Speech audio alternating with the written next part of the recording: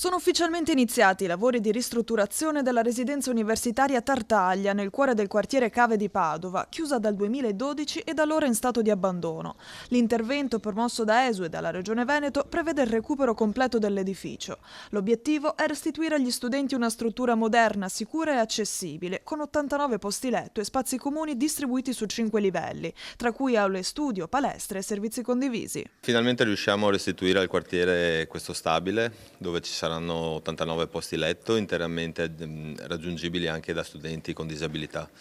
È un intervento che abbiamo fortemente voluto con la Regione Veneto che ci ha finanziato per 4 milioni e 8 e i restanti 800.000 li abbiamo messi dal nostro bilancio. E andiamo appunto a recuperare questo stabile finalmente che sarà un fiore all'occhiello del quartiere, assieme alla residenza Galileo Galilei che è sempre qua vicino in via Magarotto che fornirà altri 93 posti letto. Secondo il cronoprogramma, i lavori dovranno concludersi entro il 15 ottobre del 2027. Un intervento per rafforzare e consolidare la staticità dell'edificio e conseguentemente per migliorarne anche la tenuta sismica.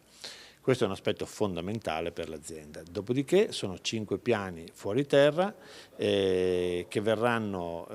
su cui interverremo con miglioramenti di natura di efficientamento elettrico, con materiali assolutamente sostenibili, riciclati e certificati, con una particolare attenzione alle barriere architettoniche in modo tale che tutto l'edificio e non solo alcune parti dell'edificio possano essere accessibili ai ragazzi disabili e quindi piena inclusività anche da questo punto di vista.